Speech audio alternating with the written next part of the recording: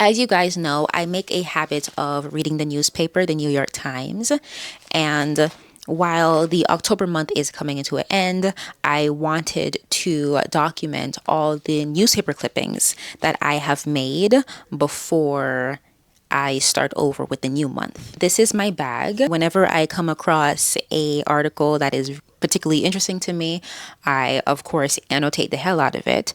And so in some cases, I cut them out and I put it in this bag. So this is what I have collected throughout the whole month of reading the newspaper. And I just want to fish everything out and get into showing you what I collected. First on the list is an article that reads, "After stabbing, crime bill passes in North Carolina." New law passed in September will keep more defendants in jail before trial, increase overnight of judicial office officials, and potentially restart executions in the state, including by firing squad.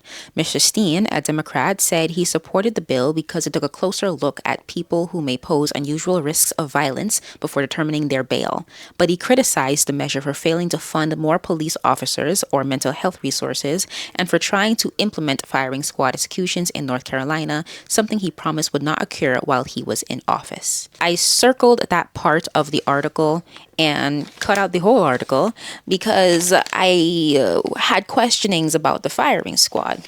In the Constitution, it promises no cruel and unusual punishment for your crimes.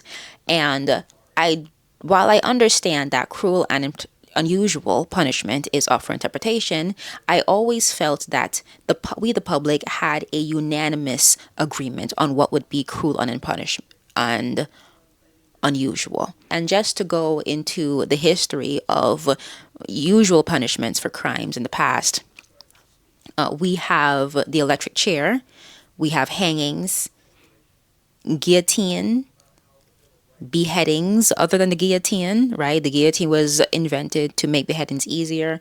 And honestly, we can go all the way back to ancient Rome, where they threw the criminal into the arena and let them get eaten by lions for the entertainment of other people, right? We can do that. And I felt like all of that is what influenced the forefathers to write that line, "No cruel and unusual punishment." In learning that I was wrong, that there is no unanimous idea for cruel and unusual punishment, or at least not in the sense where a law like this wouldn't get passed, it has. Okay, and firing squad is up for usage in how you execute somebody.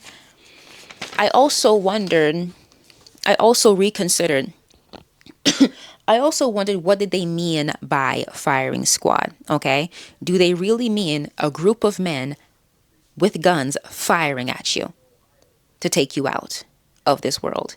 If so, I do not register how that can be considered anything but cruel and unusual. It's, you know what? It's undignified. It's an undignified death. And maybe cruel and unusual does not necessarily mean that you cannot choose an undignified execution. Maybe that's how they're getting under it, But basically, you don't want to give them pain. But I feel like when we think of cruel and unusual, we unanimously agree that the person should not suffer. They should not suffer. Okay?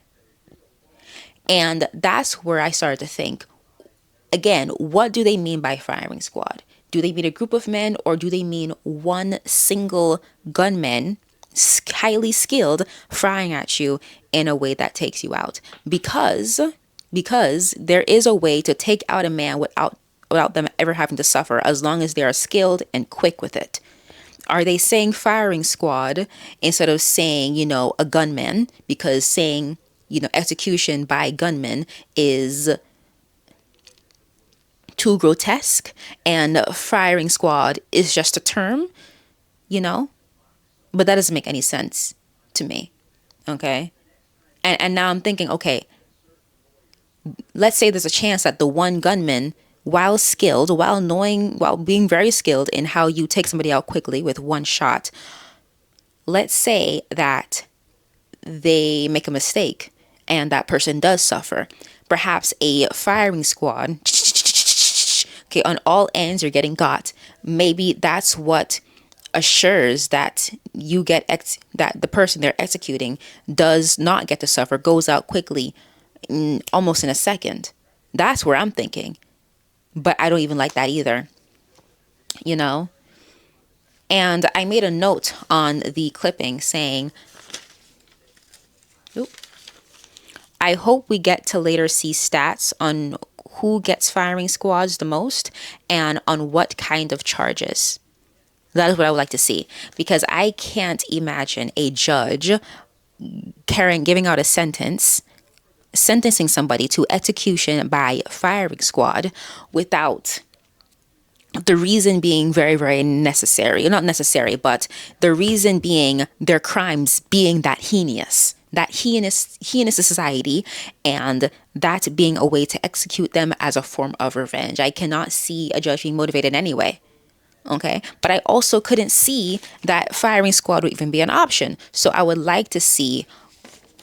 definitely like to see who's getting it on what kind of charges. Next on the list is Gabard ends trend reports on threats. Every 4 years, U.S. intelligence officials have published Global Trends, a public document that predicts what challenges the United States and the world will face in the coming decades. With the intelligence community often focused on immediate issues, the Global Trends report has taken a longer-term look. Past editions warned of threats and shifts that came to pass, including climate change challenges, new immigration patterns, and risk of a pandemic. But the Office of the Director of National Intelligence, led by Tusley Gabard, is eliminating the group that compiles the report. Some of the warnings, most notably on climate change, had become politically inconvenient, according to former officials. I'm skipping to the other end of the article, the other part that I found interesting. Defending the move, Ms. Gabard's office highlighted what it said were problems with tradecraft, or the methodology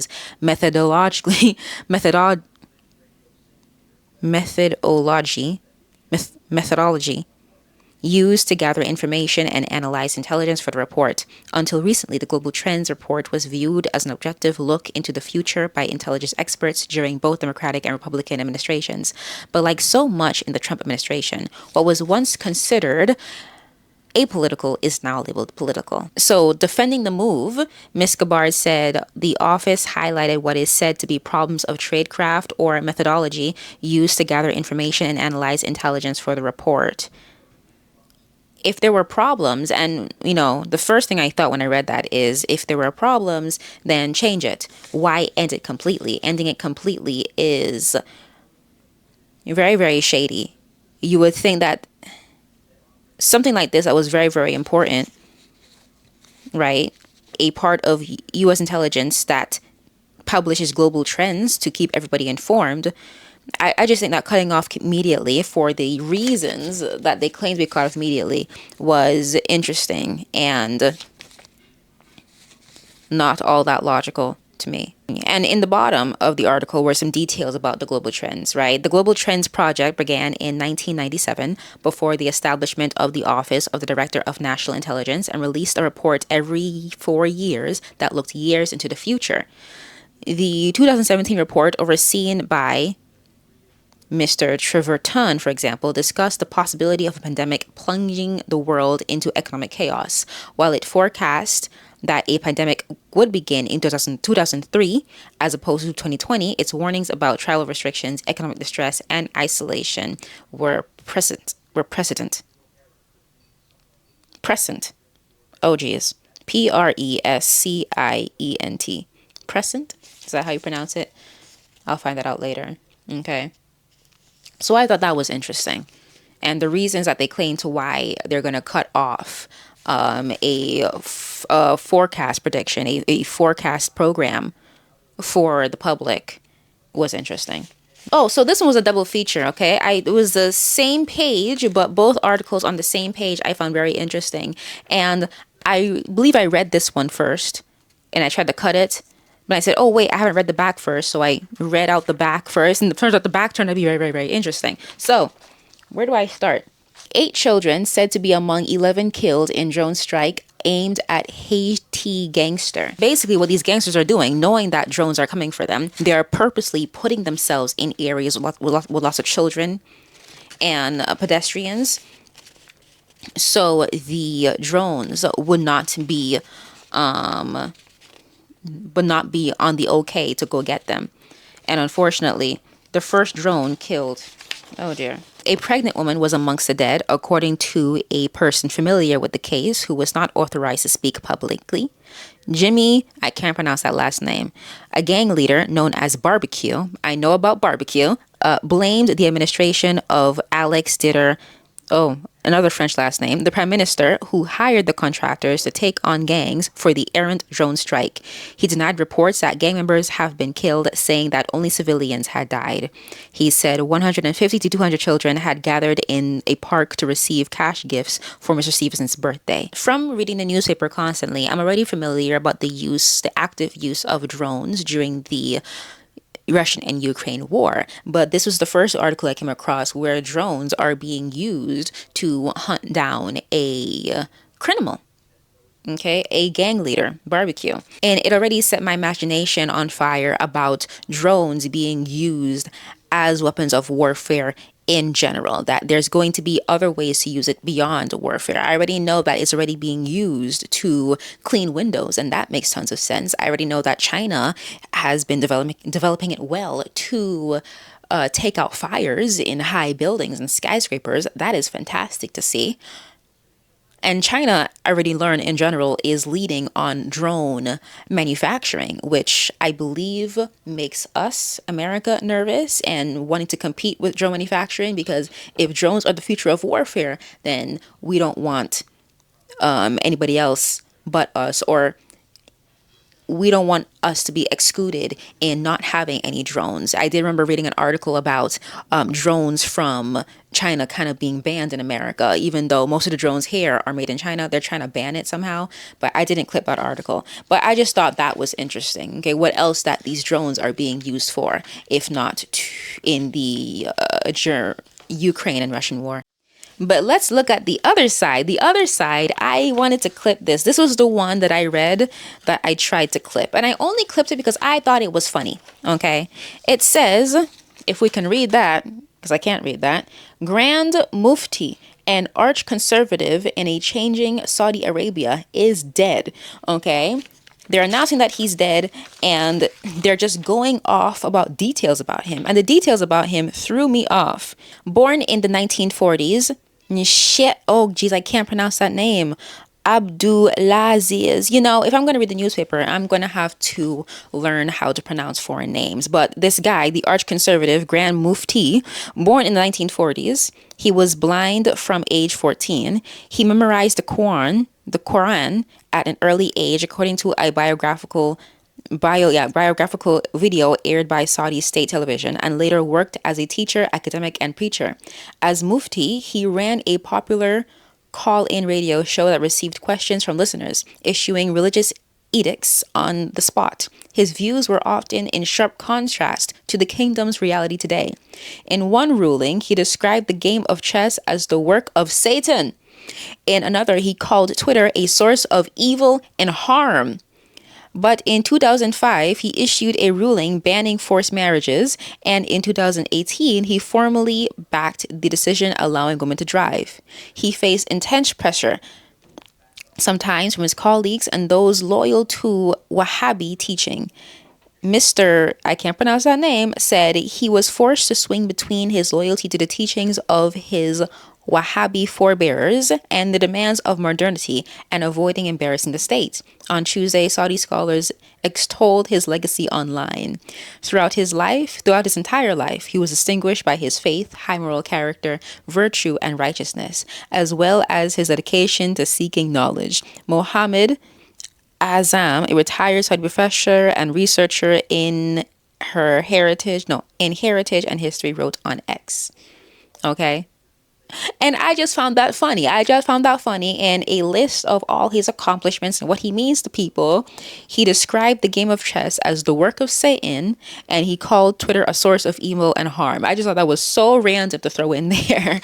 And that's what's funny about the New York Times, okay? These people that they memorialize, if you will, sometimes have the most funny ideas. Next one was riches found in shipwreck provide peak at old Spain. This was really exciting, okay? Because for a long time, my imagination always thought to the treasures that could be out there in the sea from shipwrecks, you know?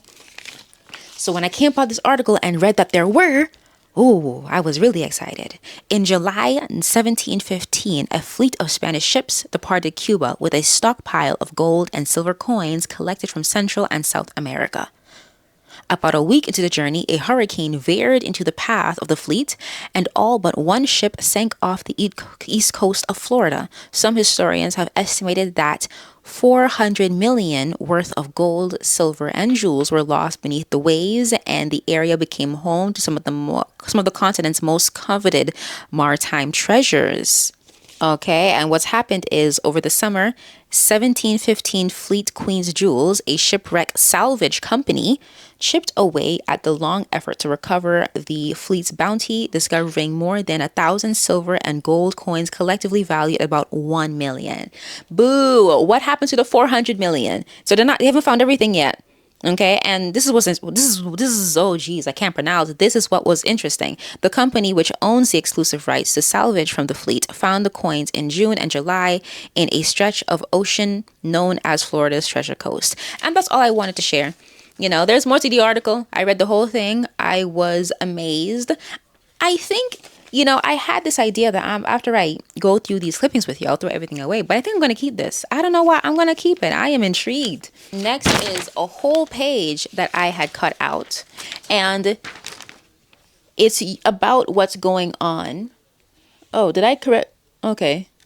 It's about what's going on in Africa. You know, we can't cope. Maternity ward for war refugees teeters after aid cuts. It was mid-August, and the ward she had come to for her last prenatal appointment before giving birth was a rundown tent in Abu Tengi camp at isolated refugee station in Chad housing. More than 50,000 people, most of them women and children, fleeing the civil war in neighboring Sudan.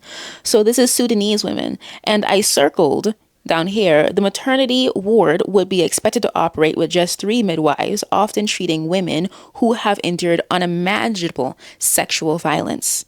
Many of the tens and of thousands of expecting mothers fleeing Sudan are not pregnant by choice, but are rape survivors in what the United Nations call a war on women in Sudan. And I read that, it made me sad, and I thought about ways I can help. I was reading for any program where I can send money to.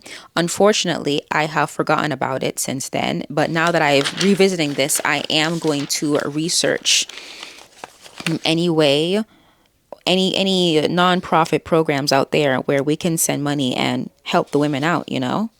Next was a very exciting one. It was a national article. In once filthy river, Chicagoans take a dip. Basically, this is about the Chicago River that was once unswimmable being made to become swimmable. And I'm going to see what I can read to you. Okay, the Clean Water Act in the 1970s was a turning point in cutting down the industrial pollution. A system of tunnels and reservoirs known as a deep tunnel helped reduce flooding and redirect stormwaters and sewage into reservoirs away from the river, which cuts a path through residential neighborhoods on the north and south sides of Chicago and the heart of downtown. And there was another part of this article that I found really interesting. Few people can forget the notorious incident when in 2004, the driver of the Dave Matthews Band tour bus, hold on. Okay, few people can forget the notorious incident when in 2004, the driver of a Dave Matthews Band tour bus emptied its lavatory tank while crossing a bridge over the river. Passengers on an architectural boat tour below got drenched in an 800-pound slurry of human waste. Oh my goodness, that is disgusting. Okay. And for that, even though the swims organizers said that their water testing was rigorous, longtime Chicagoans wrinkled their nose at the thought of dipping a mere toe into the water, all because of the 2004 situation. And in the pictures, okay, I remember the guy's name, the guy who dumped 400 pounds of human waste into the river. His name was Dave Matthews. And right here, let me make sure you can see it. I turned the viewfinder away. Right here, it says, you see that? Oh, you can't see that. But in the picture, it reads, "Don't worry, Dave Matthews isn't here." Okay, someone's holding a flyer that says that. And I thought that was so funny. And what I want to do, actually, when reading this article, I have it saved because what I want to do then, it was very similar to another article I read about based in France. I guess a team of organizers was able to clean up the waters in France. And when I read that article, I thought, well, I want to go to France and swim those waters. And I still have it in mind to do that too, but I definitely have it in mind to one day go to Chicago and take a swim there too, as people are now able to do, But first, I have to learn how to swim. First, I had to take swimming classes. So next is a tech guru who pranks San Francisco is not amusing at all. And I clipped this because I remember thinking, why is this article in here? Because in reading it, all I felt was pissed off. But I want to go into what I read. What I read. For starters, he doesn't need tech skills to pull off a good prank. A few months ago, in the middle of the night, he affixed large signs declaring coming 2006 Chick-fil-A on a long, vacant, burnt-out building near his apartment. Considering the fast food chain's conservative bend, it's still closed on Sundays so employees can go to church. And San Francisco's liberal one, people promptly shared photos on Reddit and expressed their disdain. Okay, 2 years ago, he posed as a reporter to sneak into the City Hall gala and was hosted by then Mayor London Breed for international journalists who were covering the Asia Pacific Economic Cooperation Conference. He made a fake email address claiming to be with a media outlet called ILCE, which secretly stood for I Like to Crash Events. He managed to dupe security officials and has a photo with Miss Breed, who was wearing a hot pink suit to prove it. One of our friends joked that when Andy Warhol said everybody will be famous for 15 minutes, he forgot to say that Riley Waltz will do it a million times over. Mr. Jahali said their apartment held more clues to other pranks. A sign on the wall that looked like an official city sign stated, "Notice, stolen goods must remain under 950. Mr. Walls, another friend, posted those placards outside Louis Vuitton in the city's upscale Union Square shopping district to mock a state law since overturned by voters that considered the shoplifting of goods a misdemeanor if they totaled less than 950. That threshold had become a regular talking point for conservatives and other critics of California cities who attacked it as an indication the state was too soft on crime. The sign went viral and more media attention followed. Some of his ideas worked better than others. And I believe that was more in this article, but I was really confused. There we go. And look what it says. Mr. Waltz has never faced any penalties or criminal allegations for his pranks, including his most recent ones. He said he hoped it would stay that way. What? I was pissed writing this article. I was. Okay, no matter whether what he did was good or bad, liberal or conservative, this guy's a menace. And he ought to be in jail for his behavior. And listen to this. Listen to his mother. Mr. Waltz was always whip smart, recalled his mother, Stacy Waltz. He noted that he was voted most likely to win the Nobel Prize in his high school yearbook. As a teenager, he successfully created the persona of a fake politician, Andrew Waltz, a Republican from Rhode Island, who received a blue verified checkmark on Twitter in the days before users paid to be verified. Miss Waltz said that she was both proud of her son and worried he would end up in jail. Why are you proud of him? Why are you proud of him? You're proud of his tomfoolery. Like, you're proud that he's smart, but what he does with his intelligence is do a whole bunch of ridiculous pranks. You know? And I feel it just gave me the impression that that she's an enabler. I'm sorry. Because she is an enabler. She continues to say, I'm really scared. I know he's just on the brink, she said, but of all the people in the whole world, he inspires me. What? What? And that's crazy to me. And what's crazy is he gets a whole article on the New York Times for his actions. And none of this is going to lead to him getting arrested for his weird actions, his fraud, and his vandalism. I thought that was crazy.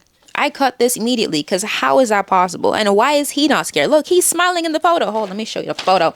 He's smiling in the photo. He's happy to take a photo with the Times. In happier and more exciting news, depending if you like AI, I don't really, but listen to this. With cow smart collars, farmers get deeper data and more milk. Merrick's collar, it's an AI collar. Merrick's collar mostly track cow digestion with a motion sensor monitoring chewing and sending the data to an advanced algorithm that follows the food through the 4 stomach compartments. If the timing of discretion, which farmers call rumination, is abnormal, the collars flag the data within a few hours. I think that's really cool. Okay, and it's more about the data, but I think to find technology that can do this is really great. They can figure out if there's something abnormal in the cow within a few hours instead of, I guess the symptoms getting worse and them not noticing until the cow is worse.